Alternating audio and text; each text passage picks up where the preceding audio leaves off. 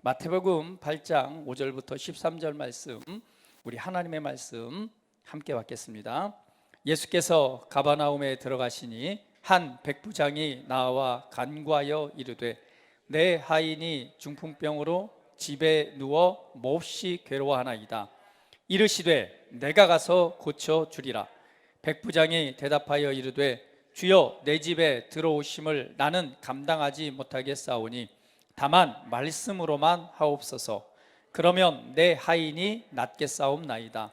나도 남의 수하에 있는 사람이요 내 아래에도 군사가 있으니 이더러 가라 하면 가고 저더러 오라 하면 오고 내 종도로 이것을 하라 하면 하나이다. 예수께서 들으시고 놀랍게 여겨 따르는 자들에게 이르되 내가 진실로 너희에게 이르노니 이스라엘 중 아무에게도 이만한 믿음을 보지 못하였노라. 또 너희에게 이르노니 동서로부터 많은 사람이 이르러 아브람과 이삭과 야곱과 함께 천국에 앉으려니와 그 나라의 본 자손들은 바깥 어두운 데 쫓겨나 거기서 울며 이를 갈게 되리라. 예수께서 백부장에게 이르시되 가라, 내 믿은 대로 될지어다 하시니 그 즉시 그 하인이 나으리라. 아멘. 자, 예수님은 주님이십니다라는 제목으로 우리 장은봉 선교사님께서 하나님의 말씀 증거해 주실 건데요. 사실은 우리 장은봉 목사님이 이제 선교 또 그 브라질에서 또 한인 사역과 함께 이렇게 준비된 것이 있는데, 사실은 우리 개인적으로 이렇게 얘기를 나눌 때 그래도 이제 말씀을 설교하는 훈련도 더 해야 되고 뭐 이런 말씀을 하면서 그러면 우리 교회 와서 설교하세요, 제가 이렇게 말씀드렸는데, 이건 설교 훈련 차원은 뭐 선교사님 스스로는 저기 하겠지만 중요한 것은요, 하나님께서 우리 선교사님을 통해서 우리에게 필요한 하나님의 말씀 메시지를 주실 것이라는 말씀입니다. 그래서 하나님께서 여러분 각자에게 필요한 말씀을 우리 장은봉 선교사님을 통해서 여러분에게 하나님의 뜻을, 하나님의 말씀을 말씀해 주실 때에 하나님, 내게 말씀하시옵소서, 내가 듣겠습니다. 오늘 그것을 믿음으로 취하고 또 여러분 곳으로 가져갈 때에 그 말씀은 여러분 삶의 역사함으로 하나님의 영광을 나타내게 될 것입니다. 할렐루야. 예, 우리 장은봉 선교사님 나오셔서 하나님의 말씀 증거해 주시겠습니다. 자, 나오실 때 우리 그래도 환영해야죠. 할렐루야로 한번 우리 환영합니다. 네, 할렐루야. 네, 마스크 벗겠습니다. 앞에 조금 일찍 와서 기도하고 찬양하고 그러는 동안에 주님이 주신, 그리고 방금 전까지 주신 감동이 있어서 전하겠습니다. 그 아프신 곳에 또 혹은 연약한 곳에 손들을 얹으시고, 손들을 얹어주세요. 얹으시고 가장 연약한 부분, 아프신 부분에 손들을 얹으시고 나는 신성한 건강을 가지고 있습니다. 하나님의 생명이 내 안에서 역사합니다. 나는 믿는 자입니다. 믿는 자인 나는 말씀 따라 손을 얹습니다. 말씀은 살아있습니다. 말씀은 움직입니다. 그 말씀이 내게 역사해 주시니 감사합니다. 아멘.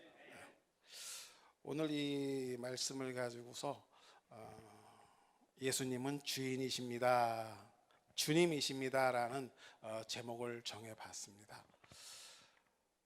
이 말씀을 이렇게 묵상하면서 왜 백부장이 예수님에게 주여라고 표현을 했을까? 그 당시 이스라엘은 피지배 민족이었고 로마는 점령군이었으며 또 이 백부장의 위치는 굉장히 그 당시에 힘이 있고 그 다음에 두려워할 것이 없는 위치였는데, 이 피지배 민족의 한 사람이며 선생이며 어떤 때는 선지자로 불리기도 했지만 정말 이름 없고 보잘것없는 예수님께 와서 주여라고 표현을 하는 것을 저는 묵상하게 되었습니다. 예수님은 어제나 오늘이나 영원토록 동일하십니다. 그분이 우리의 창조주십니다. 그래서 그것을 혼적으로나마 느끼고 깨달았던 이 백부장은 주여라고 표현할 수밖에 없었을 것입니다. 우리가 그 마태복음 19장에 보면요, 요한복음 19장에 보면은 그런 장면이 나옵니다. 예수님이 빌라도에게 이제 재판을 받으시는 장면인데 빌라도가 예수님에게 그러죠. 내가 너를 놔줄 권세도 있고 너를 벌할 권세도 있다 그랬더니 예수님이 전혀 개의치 않고 당당하게 말씀하십니다. 하늘에서 위에서 준 권세가 아니면 나를 해할 권세는 없다.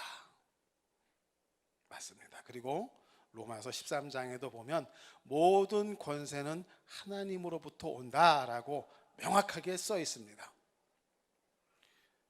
우리는 예수님이 그러한 분인 것을 압니다.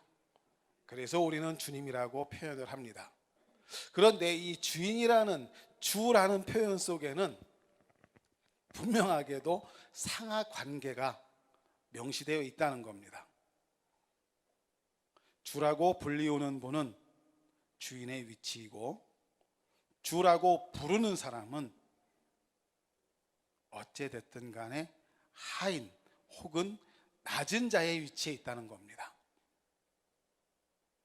우리가 새로운 피조물이고 하나님과 같은 종류의 생명을 가진 자임에는 틀림이 없지만 우리는 예수 그리스도를 주라고 부릅니다. 그러한 것은 신분상의 위치상의 차이가 있음을 명백하게 나타냅니다.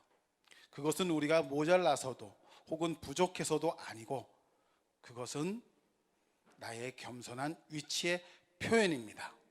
예수 그리스도도 빌립보서 2장 5절에 보면 너무나 겸손해서 죽기까지 낮은 자의 위치에 내려오셨다고 말씀하고 있습니다. 우리는 오늘 본문 말씀을 통해서 백부장의 믿음을 잘 알고 있습니다.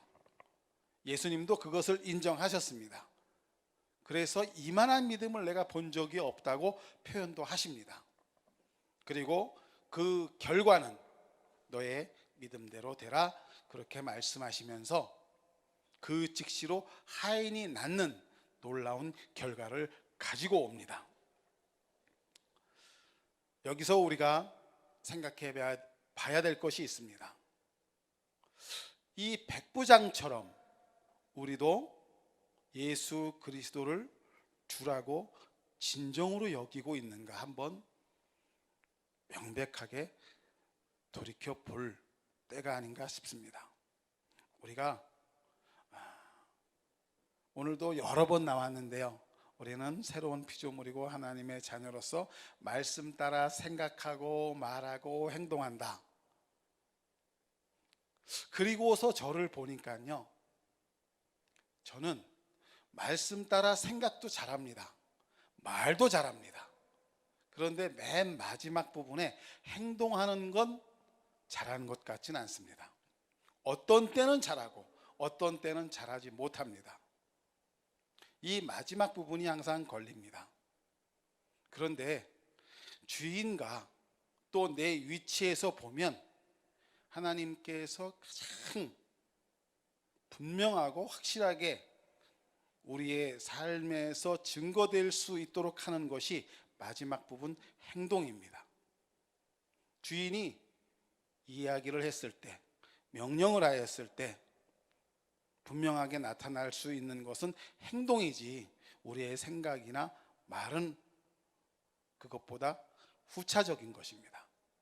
그러면 내가 정말 예수 그리스도를 주인으로 생각해서 주님으로 생각해서 움직이고 있는가, 그 부분에 제가 초점이 모아졌습니다. 우리가 잘 아는 시편 23편 여호와는 나의 목자시니 내게 부족함이 없으리로다. 이거를 다른 말로 바꿔보면요, 여호와는 나의 주인이시니 내게 부족함이 없으리로다. 같은 의미입니다. 정말 주님이 주님이신가? 예수님이 나의 주가 되시는가 생각해 볼 필요가 있습니다.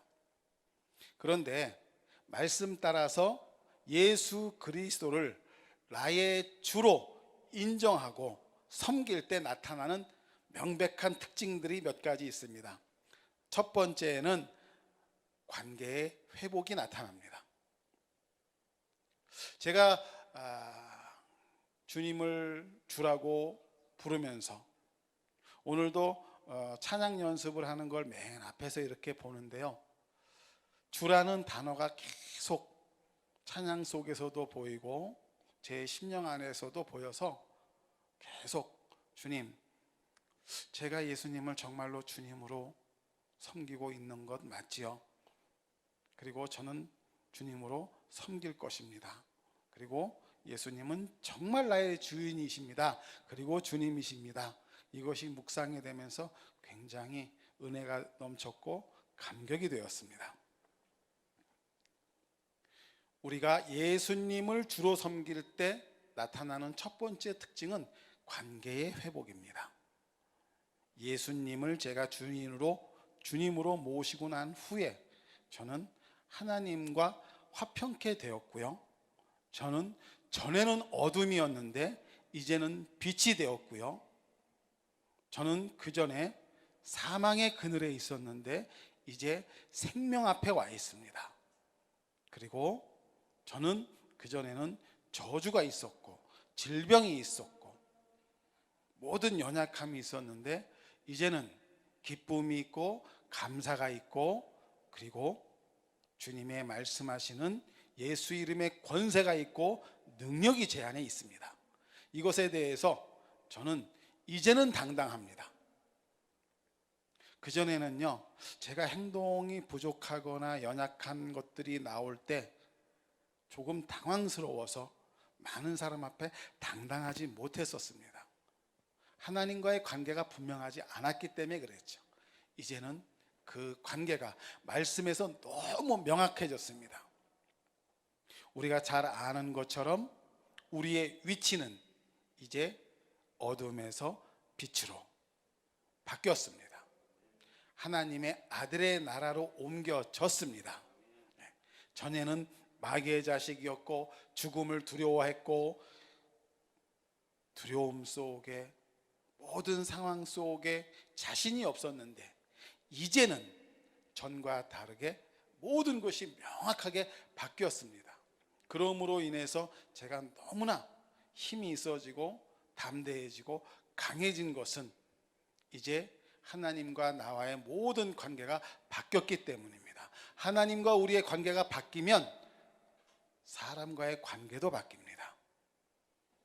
여러분들이 알다시피 저는 우리 신경환 목사님하고 재혼한 지 20년이 됐습니다.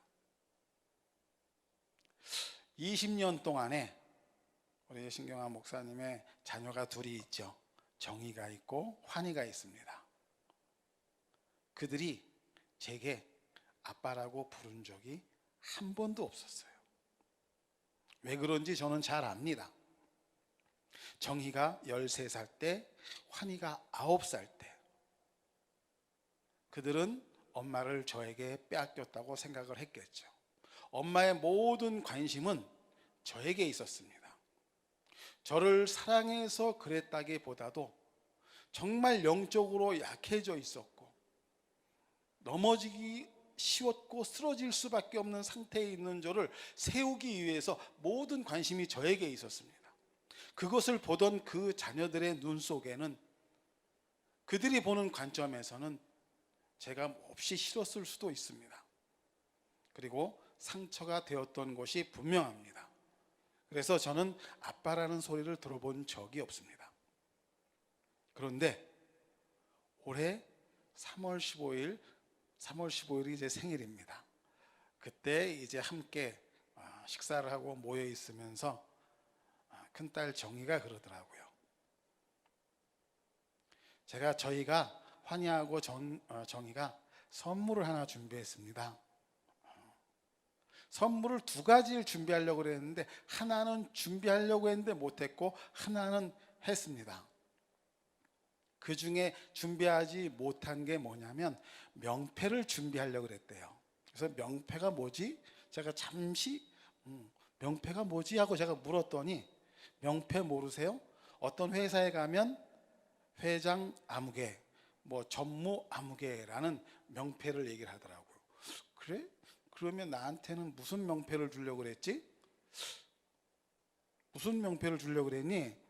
그랬더니 아빠 장은봉이라는 명패를 주려고 했대요. 그동안 그들 속에 있던 상처, 아픔, 여러 가지 문제점, 이러한 것들이 제가 이 복음을 알고 나서 이 복음으로 변화되어서 하나님과의 관계가 회복이 되고 말씀 따라 생각하고 말하고 행동하는 것들이, 살아내는 것들이 그들 눈에 보이면서 이제는 우리의 상처가 저분이 주고 싶어서 줬던 것이 아니었구나 라는 것이 보여지고 난 이후에 그들의 심령에 변화가 생겼던 것입니다. 그리고 나서 저에게 아빠라고 부르게 되었고 그 선물을 제가 그때 받았습니다. 우리가 이렇게 예수 그리스도를 주라고 부르고 따르는 위치에 진정으로 섰을 때 첫 번째 오는 특징이 바로 이 관계의 회복입니다. 우리가 예수 그리스도를 주라고 부를 때 생기는 두 번째 특징은 재정의 회복입니다. 우리 이 문제에 대해서 모두들 민감하시죠? 네. 우리가 나는 말씀대로 살아. 그래서 아무것도 염려하지 않고 걱정하지 않아. 특히 재정에 대해서 나는 자유해. 정말 그러십니까? 정말 자유하십니까? 잘 생각해 보면요, 우리는 지금 갖고 있는 직장에서 퇴출되면 어떡하지? 코로나인데 어떡하지? 염려 걱정하고 있는 분들이 많습니다. 지금 우리는 한 달 수입이 지금 현재 300만 원인데 코로나로 인해서 감봉이 되면 어떡하지? 그렇게 염려하고 있다면요, 그 사람 심령 속에는 진짜 주인이 돈인 것입니다. 아니라고 부인하셔도 할 수 없습니다. 우리 주님은 명백하게 말씀하셨거든요. 성경에 부자 청년이 와서 얘기합니다. 저는 이렇게 살았고요, 저렇게 살았고요. 그래서 구원의 조건에 이루는 것들이 완벽한데 어떻습니까? 예수님이 명확하게 얘기합니다. 너에게 부족한 것이 한 가지 더 있는데 네가 가진 모든 것들을 팔아서 가난한 자들에게 나누어 주고 나를 따르라. 그 청년이 심히 근심하면서 돌아갔습니다. 그 청년이 예수님께 왔을 때에도 주여라고, 주님이라고 표현하고 왔었습니다. 지금 우리의 직장 때문에 걱정이 되십니까? 혹 재정이 줄어들 염려가 있어서 걱정이 되십니까? 진짜 주인은 그것이 아닙니다. 진짜 주인은 예수 그리스도이십니다. 그것이 내 삶에서 진정으로 표현이 되고 믿어질 때 말씀은 움직일 수밖에 없고 역사할 수밖에 없습니다. 네. 저희에게는 그런 순간들이 굉장히 많았습니다. 저희가요 지금 수급자 상황입니다. 저희 부부가 다 수급자 상황이에요. 재밌지 않습니까? 팔다리가 멀쩡하고 그리고 나이도 65세가 안 됐는데 수급자 조건에 맞지가 않습니다. 그런데 수급자입니다. 그런데 그거를 또 저는 창피하지도 않게 생각하고 당당하게 여러분에게 이야기를 합니다. 수급자가 되니까 조건이 아주 굉장히 유리한 조건들이 많더라고요. 첫 번째는 병원에서 아주 혜택을 많이 받습니다. 그리고 나라에서 수급자라고 기초생활급여를 또 줍니다. 작년에 여러분들이 다 아시는 것처럼 저희 장인이 치매에 걸렸습니다. 그래서 저희 부부가 장인 어른 때문에 꼼짝달싹 할 수 없는 상황이 됐습니다. 혼자서 감당할 수 있는 상황이 아닙니다. 계속 집에서 뛰쳐나가려고 그러죠. 뛰쳐나가면은 아무 데서나 가게에 들어가서 막 술을 막 꺼내서 마시려고 그러죠. 뭐 아들 딸도 못 알아보고 사위도 못 알아보고, 이건 뭐 이런 표현을 써서 죄송합니다만 이거는 어린아이보다도 못한, 나이가 80이 넘었는데요, 전혀 인지 능력이 없습니다. 제가 없으면요, 신목사 혼자 힘으로도 감당이 안 됩니다. 꼭 둘이 붙어 있어야 됩니다. 그리고 갑자기 길을 가다가도요, 화장실이란 단어는 알더라고요. 화장실 이 소리가 나오면 화장실 가시게요? 이러고서 막 끌고 나가려고 하면 벌써 어떤 때는 대변, 어떤 때는 소변, 벌써 이미 사건은 벌어진 다음입니다. 그러면 이제 또 가까운 화장실에 가서 씻기고 또 닦아내고 새로운 또 기저귀를 채우고, 하여튼 둘이서 있어야지만 감당할 수 있는 그러한 상황입니다. 그런데 저희가 돈을 벌 수 있는 상황은 전혀 없습니다. 제가 그래도 일해야 되니까, 저희 장인어른이 수급자라서 한 달에 한 60만 원 정도가 나와요. 노인 기초연금 30만 원, 수급비 20만 원, 뭐 주거비 10만 원 해갖고 60만 원 정도가 나오더라고요. 근데 60만 원 가지고 셋이서 사는 거는 많이 부족합니다. 그래서 나라도 나가서 일을 하면, 다만 얼마라도 벌어오면 도움이 될 텐데, 그래서 그때 주님, 이 상황 어떡하죠?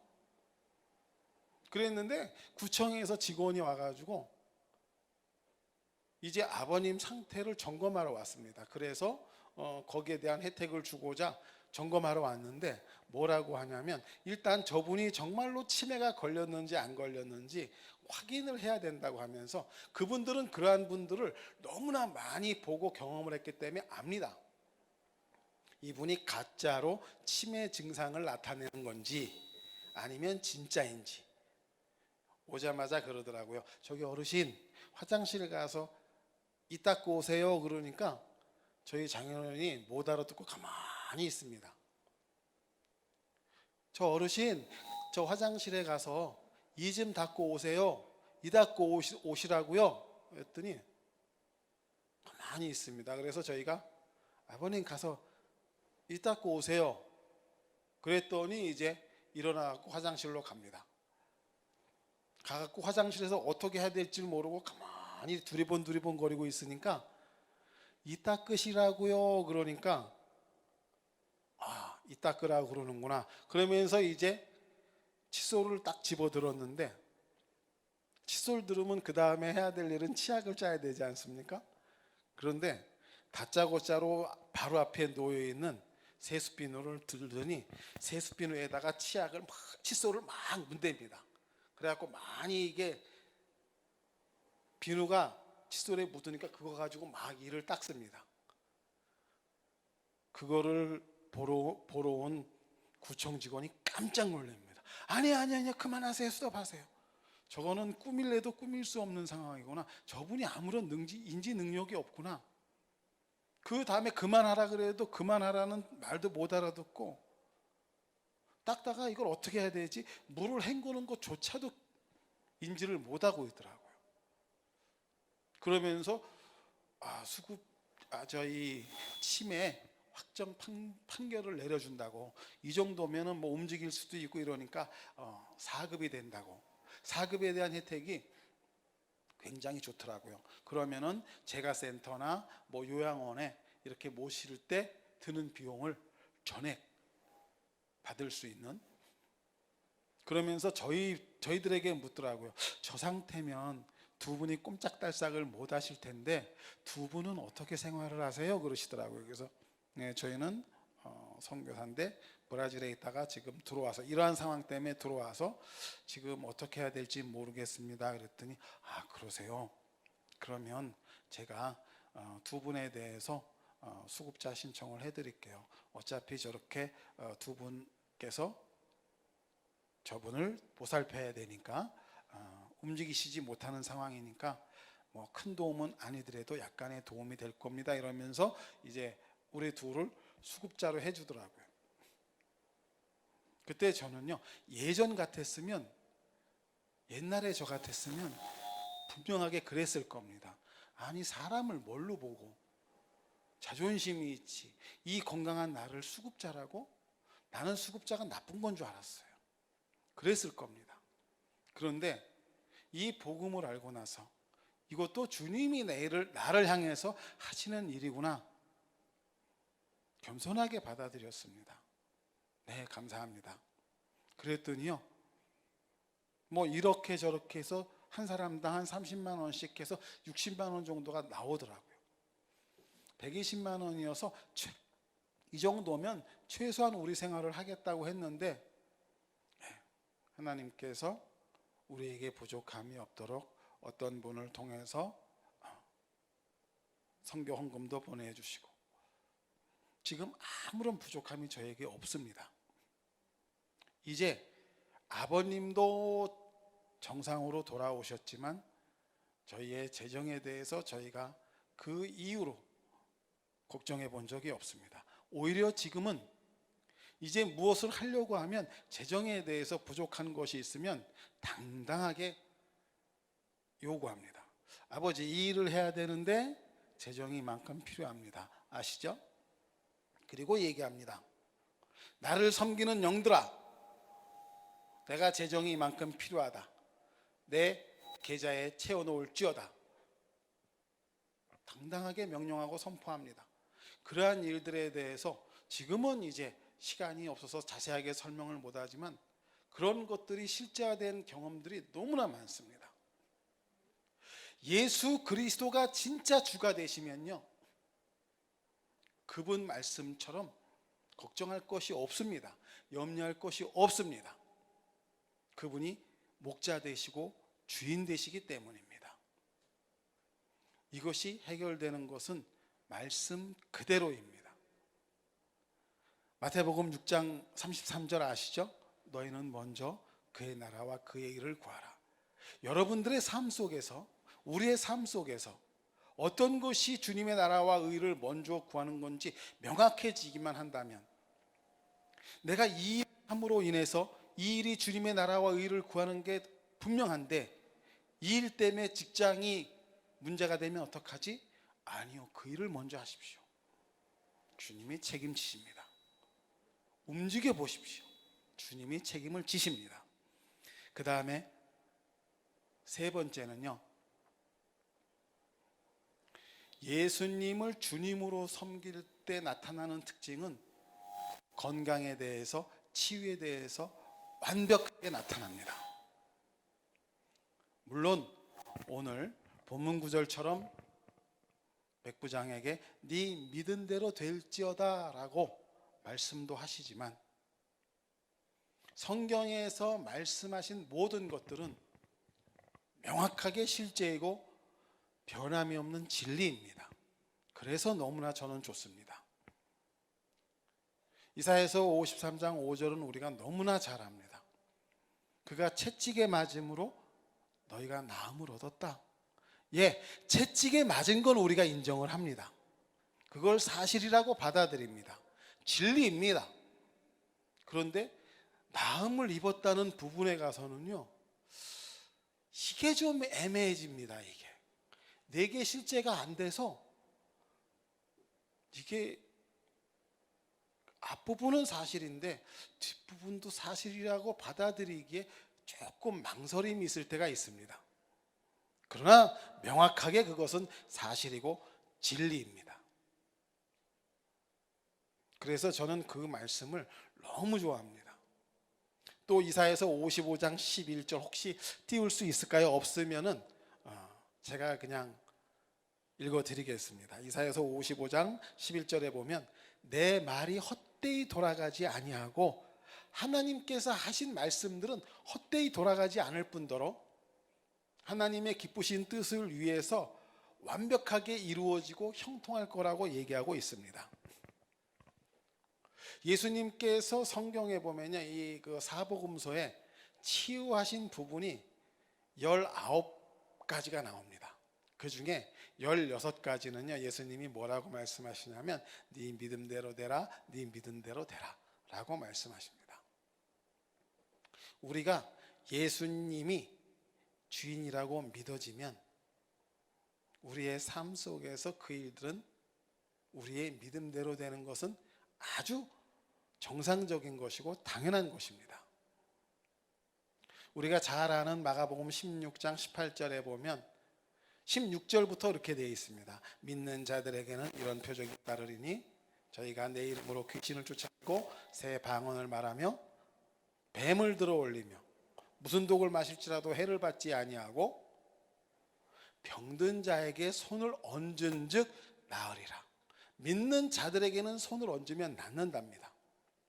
우리가 아까 그랬죠. 말씀 따라 생각하고 말하고 행동하는 데 있어서 이것은 우리의 당연한 삶의 지침 방향인데 앞에 두 가지는 잘 되는데 마지막 한 가지가 잘 안 됩니다. 제가 그 전에 간증 때 말씀드린 걸로 기억이 나는데 제가 원준상 선교사님을 대전에서 만나서 식당에서 식당 주인을 고쳐주는 장면을 이렇게 마주보고 있으면서 느꼈던 것은 그분은 치유에 대해서 손을 얹는 것에 대해서 두려움이 없습니다.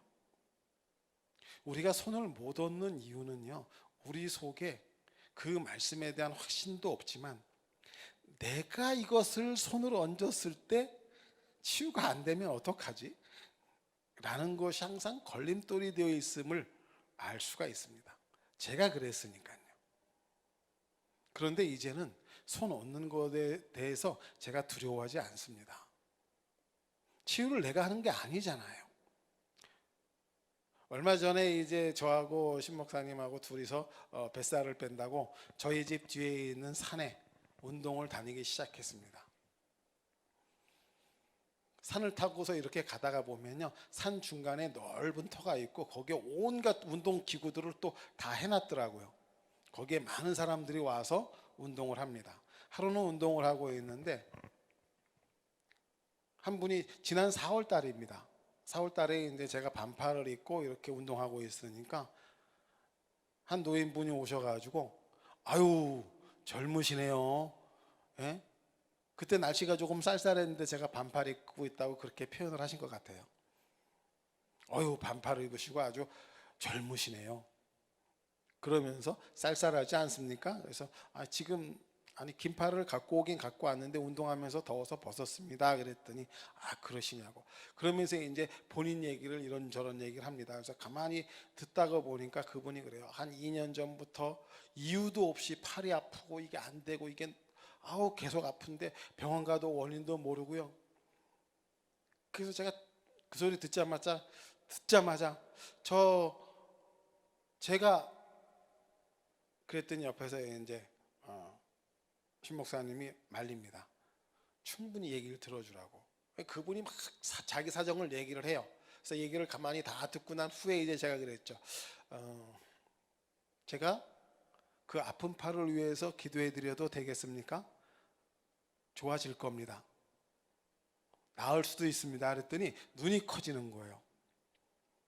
그래서 일단 손을 얹었습니다. 얹고 기도하고 예수의 이름으로 치유될지어다. 그리고 나서 자 움직여 보세요. 어떠세요? 했더니 진짜 많이 나은 것 같은데요? 아니 많이 나은 게 아니라 다 나야 됩니다. 그랬더니 깜짝 놀라서 저를 쳐다보더라고요. 그래서 제가 다시 한 번 더 하고 움직이보라. 오, 정말로 이상하네요. 이게 무슨 일이죠? 그래서 이제 그때 복음을 제가 전했습니다. 제가 하나님을 믿는 사람이고 우리 하나님 말씀에 이런 게 있고 이것은 실제입니다.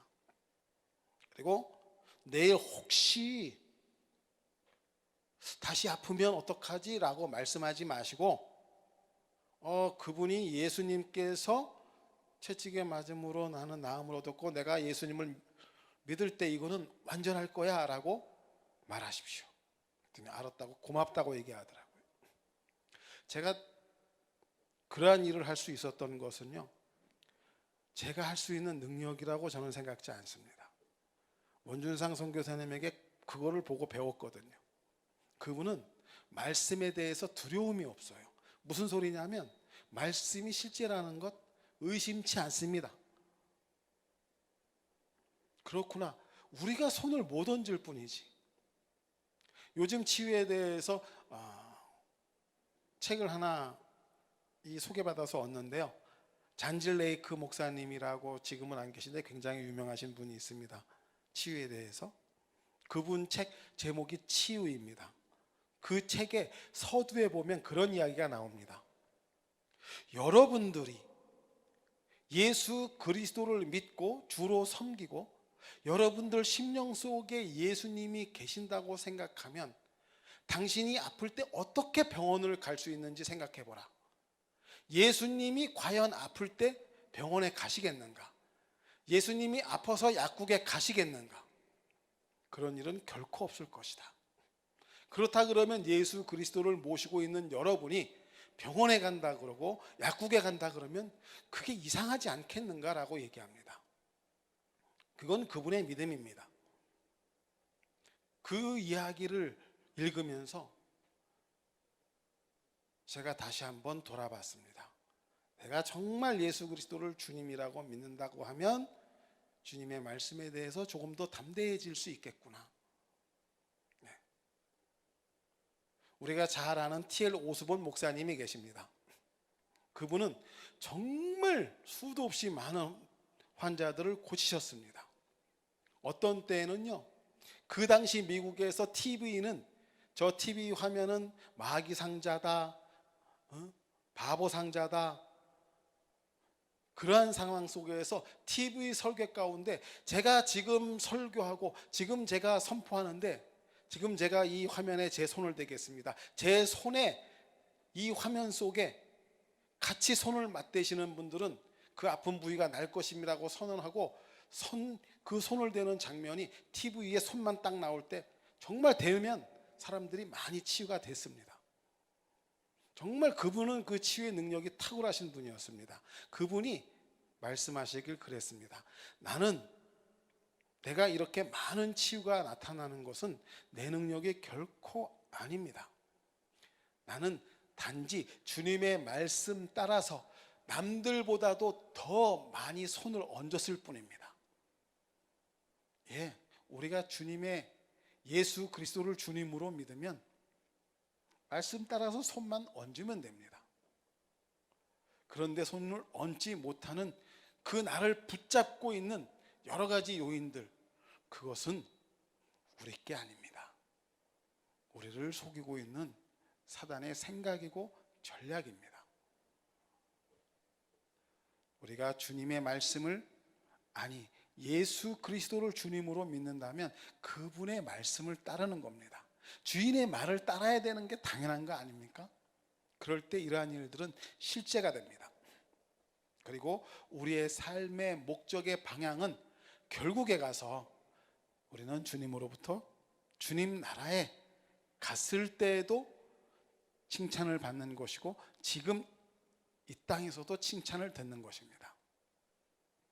그런 말씀이 있죠. 달란트 비유에서 보면 5달란트, 2달란트 가진 종들에게 주님이 이야기하십니다. 잘하였도다 충성된 종아, 네가 작은 일에 충성하였으므로 내가 너에게 많은 것을 맡기겠다. 그리고 네 주인의 즐거움에 참여할지어다 라고 말씀하십니다. 예수님이 우리의 주인 되십니까? 나의 주인이 되십니까? 그러면 우리는 말씀대로 생각하고 말하고 행동할 수 있습니다. 다 할 수 있습니다. 그때 주님은 말씀하실 것입니다. 잘하였도다 착하고 충성된 종아. 그리고 우리들에게 많은 것을 맡기실 거랍니다. 우리가 죽어서 맡길까요? 천국에 간 다음에 맡길까요? 아니요. 그 말씀은 이 땅에 살아 있을 때 우리가 주님의 영광을 나타낼 수 있는 많은 일들을 맡기시겠다는 말씀입니다. 여기에서 저는 이 생각을 합니다. 주님이 많은 것을 맡긴다? 어느 정도인지 가늠이 되지 않습니다. 우리가 생각하는 것 그 이상일 것입니다. 우리의 많은 것보다 주님의 많은 것은 더 많을 것입니다. 더 분명할 것입니다. 더 확실할 것입니다. 많은 것을 맡기시겠답니다. 기대하셔도 좋습니다. 지금의 위치에서 우리가 주님의 말씀을 신뢰하고서 예수 그리스도를 주님이라고 고백하고 지금 선포까지 했습니다. 이제 마지막 행동하는 믿음을 보일 때 주님은 우리에게 많은 것을 맡기실 것입니다. 그리고 주님이 주시는 그 놀라운 기쁨, 거기에 참여를 시킬 것입니다. 제가 말씀대로 움직였을 때 나타나는 그 열매들을 보고요, 우와, 나도 되는구나 하는 그 기쁨 정말 컸습니다. 앞으로도 그런 기쁨은 굉장히 많을 거라고 저는 분명하게 믿습니다. 왜냐하면 예수님이 나의 주님이시기 때문에 그렇습니다. 우리 모두의 주님이십니다. 네, 기도하시겠습니다. 하나님 감사합니다. 예수님이 우리의 주가 되셔서 주님이 되게 하셔서 감사합니다. 우리의 삶에서 주님은 한 분뿐입니다. 예수 그리스도뿐입니다. 그것을 나는 이 시간에, 우리들은 이 시간에 고백하고 선포하고 그리고 그대로 행동하는 자가 되었습니다. 그래서 우리가 이 자리에 있습니다. 우리의 삶은 주님의 영광을 드러내는 삶이 될 것입니다. 주님 사랑합니다. 감사합니다. 찬양합니다. 영광 받으시옵소서. 예수님의 이름으로 기도합니다. 아멘.